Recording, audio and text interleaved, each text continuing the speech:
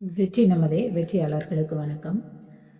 முதுகலை தமிழாசிரியர் பாடத்திட்டம், அதுக்கப்புறம் நம்ம கல்லூரி பேராசிரியர் பாடத்திட்டம், இதிலெல்லாம் இடம்பெற்றிருக்கக்கூடிய அழகு நாளில் திரையிசை பாடலாசிரியர்கள் அந்த பகுதியில் மு. ஷெரீப் பற்றி குறிப்பிடப்பட்டிருக்கிறது. இவர் எந்த இடத்தை சார்ந்தவர்னா தஞ்சை மாவட்டம் அபிவிருத்தீஸ்வரம் அப்படிங்கிற இடத்தை சார்ந்தவர். காதர் ஷா ராவுத்தர், முகமது பாத்து அம்மாள் அவங்களுடைய ஒரே பிள்ளை. காதர் ஷா ராவுத்தர், முகமது பாத்து அம்மாள் இவருடைய பிள்ளை. இளம் வயதில் சுயமரியாதை இயக்க தொண்டராக இருக்கிறாரு. அதுக்கப்புறம் காங்கிரஸ் விடுதலை போராட்ட வீரராக மாறுறாரு. அதற்கு அடுத்ததாக தமிழ் அரசு கழக எல்லை போராட்டம் இதுலேயும் கலந்துக்கிறாரு. இந்த தமிழ் அரசு கழகத்தை நிறுவியவர் மாப்போ சிவஞானம் பிள்ளை. அப்புறம் தமிழ்நாடு அப்படின்னு பெயர் மாற்ற போராட்டங்களுக்கு நிறைய முறை அவர் என்ன செஞ்சிருக்காரு, சிறைக்கும் போயிருக்கிறாரு. தமிழ் அரசு கழகத்தின் நின்று ஒதுங்கி வாழ்கிறார். இப்போது காமு ஷெரீப் அவருடைய முதற் கவிதை பெரியார் வாழ்த்து குடியரசுல எழுதுறாரு. சாவை தடுப்பது கவிதை, சாகாதிருப்பது கவிதை, கருத்து மொழி இசை மூன்றும் சேர கவிதை பிறக்கிறது அப்படின்னு சொன்னது காமு ஷெரீப். அடுத்து இவருடைய நூல்கள் அப்படின்னா ஒளி, இன்றைய சமுதாயம், அமுத கலசம், நபியே எங்கள் நாயகமே, இறையருள் வேட்டல், ஆயிஷா நாச்சியார் பிள்ளை தமிழ், மச்சகந்தி பலகிஸ் நாச்சியார் திருமணம், கலைஞர் காவியம், ஷெரீப் அவர்கள் படைத்த சிறுகதைகள் காதலும் கடமையும், காதல் வேண்டாம், கனகாம்பரம். அடுத்து இவருடைய நாவல்கள் பார்த்தோம் அப்படின்னா தஞ்சை இளவரசி, நல்ல மனைவி, விதியை வெல்வோம், நாடகம் எதலானா புதுயுகம், பெண் தெய்வம், மன்னவன் காதலி, தாயுமானவர் வரலாறு, கடித இலக்கியம். இவர் படைத்த காமு ஷெரீப்போட கடித இலக்கியம் எதுனா மகளே கேள். குறிப்பாக பார்த்துக்கோங்க, மகளே கேள் அப்படிங்கிறது காமு ஷெரீப்போட கவிதை, இந்த கடித இலக்கியம்.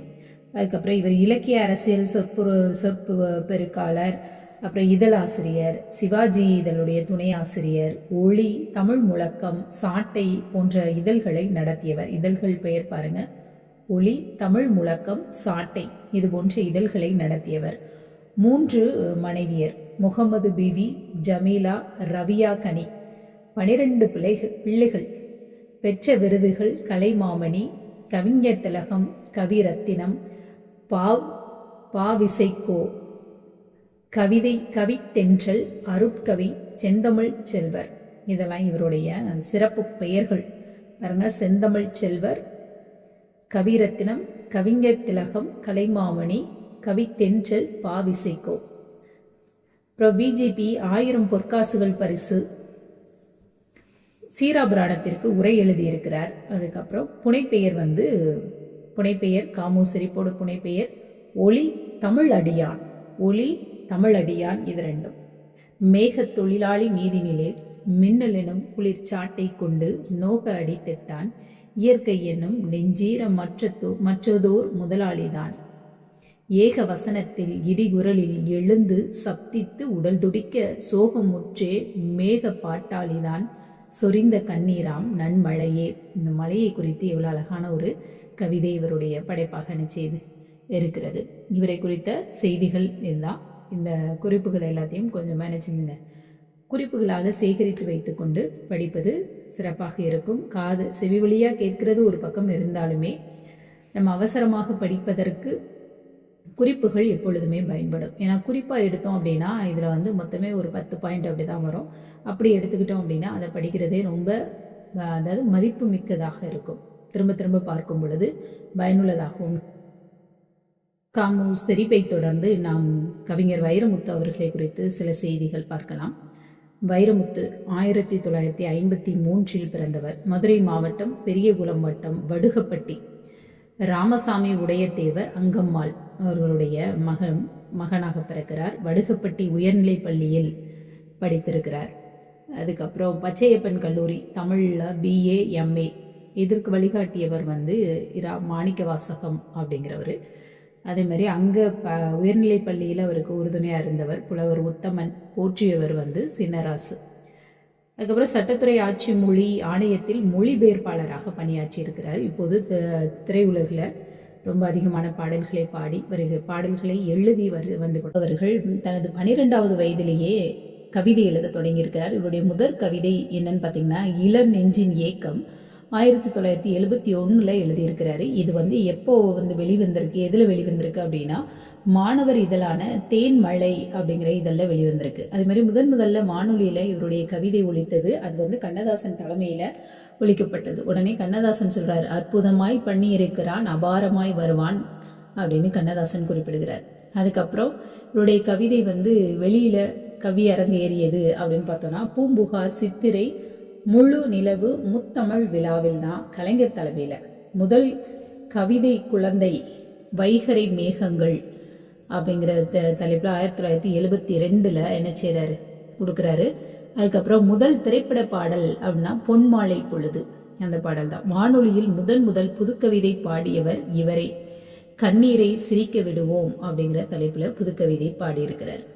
அடுத்து வந்ததெல்லாம் திருத்தி எழுதிய தீர்ப்புகள், இன்னொரு தேசிய கீதம், கவிராஜன் கதை, கொடிமரத்தின் வேர்கள், என் மௌனத்தின் சப்தங்கள், கல்வெட்டுக்கள், கேள்வியால் ஒரு வேள்வி, இது உரைநடை நூல், இதுவரை நான், தன் வரலாறு நூல், இது கவிதை உரை எழுதியிருக்கிறார். வானம் தொட்டுவிடும் தூரம்தான், மீண்டும் என் தொட்டிலுக்கு அப்படின்னு சொல்லி ஒரு நாவலும் எழுதியிருக்கிறார். 2 நாவல்கள் எழுதியிருக்கிறார். இதுவரை 4000க்கும் மேல் கவிதைகள், வானொலி, தொலைக்காட்சி, இதெல்லாம் நிறைய படைப்புகள், இவருடைய படைப்புகள் கொண்டிருக்கிறது. இது மதுசா விமலானந்தம் ஐயா அவர்களுடைய புத்தகம். அதை தாண்டி அதற்கு அப்புறமும் இவர் கவிஞர் வைரமுத்து அவர்கள் நிறைய படைப்புகள் படைத்திருக்கிறார்கள். அவருடைய கவிதைகள் அதை தாண்டி அதிகமாகவே என்ன செஞ்சிருக்கு, வந்திருக்கு. அடுத்து வைரங்கள், கவிதை மொழிக்கு ஆடை கட்டி விடுகிறது, இசையோ ரக்கை கட்டி விடுகிறது, மரபு கவிதைகள், மண்ணில் இருந்தாலும் விண்ணையே பார்த்து கொண்டிருக்கும் மலர் வர்க்கங்கள், புதுக்கவிதையோ விண்ணில் இருந்தாலும் மண்ணையே பார்த்து கொண்டிருக்கும் சூரிய சந்திரர்கள். மொழி மனிதனை மேம்படுத்துகிறது, கவிதை மொழியை மேம்படுத்துகிறது. கவிதை என்பது மொழியின் மின்சார கிடங்கு, ஓர் இனிப்பு, நெருப்பு, சுடும் பூ, தன்னில் இருப்பதை விட எதையும் கற்பனை செய்து கொள்ளுமாறு கேட்டுக்கொள்வது கவிதை. தன்னில் இருப்பதை தவிர எதையும் கற்பனை செய்து கொள்ளக்கூடாது என்று கட்டளையிடுவது கட்டுரை. உரைநடையின் உணர்ச்சிகள் வார்த்தைகளின் இடுக்குகளில் வழிந்தோடி போய்விடக்கூடும். ஆனால் கவிதையிலோ உணர்ச்சியும் அர்த்தமும் வார்த்தைகளின் இடுப்புகளில் உட்கார்ந்து கொண்டு இறங்க மறுக்கும். மற்ற கலைகளில் உணர்ச்சியின் நிழல்கள் மட்டுமே தரிசிக்க முடியும், கவிதையிலோ உணர்ச்சியின் விஸ்வரூபத்தையே தரிசிக்க இயலும். இதெல்லாம் இவர் கவிதைக்கு கொடுத்திருக்கக்கூடிய விளக்கங்கள். அதுல அந்த கட்டுரை பாருங்க, தன்னில் இருப்பதை தவிர எதையும் கற்பனை செய்து கொள்ளக்கூடாது என்று கட்டளையிடுவது கட்டுரை.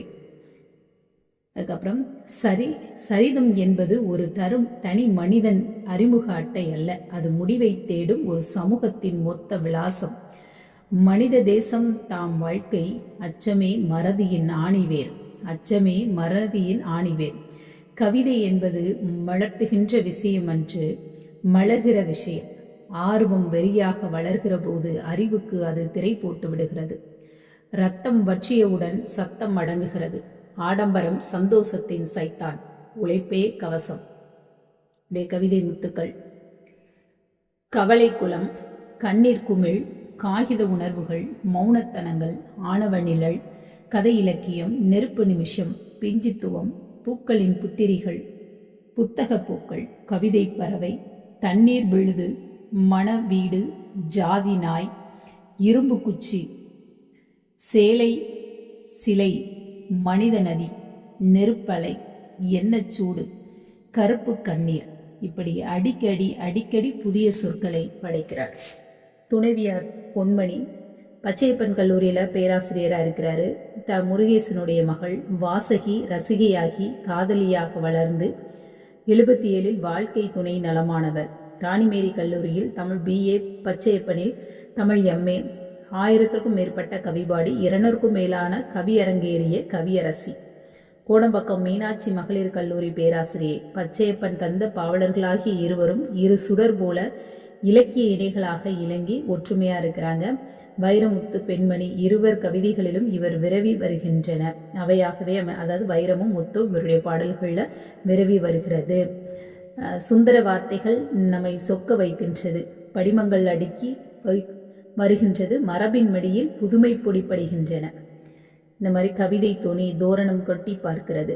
கலைஞர் மாசிலாமணி. வார்த்தைகள் வசைப்படுத்தும் வல்லமையும் வார்த்தைக்குள் வாக்கியத்தையே சுருக்கி வைக்கும் வளமையும் விளையாட்டு போல. இந்த மாதிரி இவருடைய கவிதைகள் அதிகமான கருத்துக்கள் நிறைந்தது அப்படின்னு இவர் நினைச்சாரு சொல்றாரு. யாரு? இந்த புத்தகம் என்ன புக்கெல்லாம்? மருத்துவ விமலானந்தம் ஐயா அவர்களுடைய புத்தகம். இதை தாண்டி இவருடைய படைப்புகள் சில அப்படின்னு பார்த்தோம்னா, என் மௌனத்தின் சப்தங்கள், சிற்பியே உன்னை செதுக்குகிறேன், கல்வெட்டுகள், காவி நிறத்தில் ஒரு காதல், பெய்யென பெய்யும் மழை. இதுவரை நான் தன் வரலாறு நூல்னு ஏற்கனவே பார்த்தோம். அதுக்கப்புறம் வானம் தொட்டுவிடும் தூரம்தான், மீண்டும் என் தொட்டிலுக்கு, ஒரு போர்க்களமும் ரணியனை நோக்கி, கள்ளிக்காட்டு இதிகாசம், கருவாச்சி காவியம், 3ஆம் உலகப் போர். இதெல்லாம் இவருடைய படைப்புகள் அப்படின்னு சொல்லி என்ன செய்யலாம், சொல்லலாம். அது மாதிரி இவர் பல விருதுகளும் என்ன செஞ்சிருக்கிறாரு, வாங்கியிருக்கிறாரு. இன்னும் பல கவிஞர்களை பற்றியும் புலவர்களை பற்றியும் நாம் பார்த்து கொண்டு இருக்கலாம். நம்மளுடைய காணொலியை முதல் முறையாக சேனலை பார்க்குறீங்கன்னா சப்ஸ்கிரைப் பண்ணிக்கோங்க. உங்களுடைய தேர்வு பயிற்சிக்கு நிச்சயமாக பயனுள்ளதாக இருக்கும். உங்களுடைய நண்பர்களுக்கும் பகிருங்கள். நன்றி.